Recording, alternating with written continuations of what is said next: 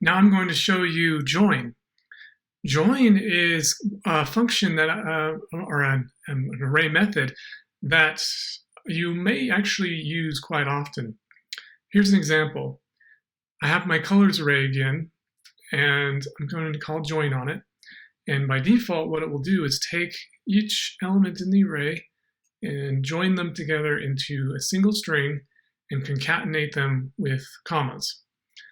So you can see we have red, blue, and green, all as one string with commas between them. Actually, I should actually show here too that it is possible to join them without a separator, just by entering in an empty string.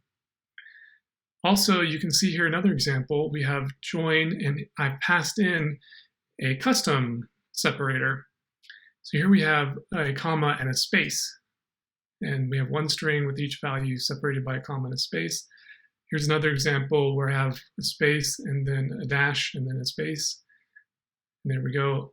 And then this example shows that we can join more than just strings. Here we have 3 integers, and the result is those have been joined together. Oops, I actually did not call join on that. There we go. And that'll work. And then we can also do that with objects. And when an object is converted to a string, what we get back is just the object type.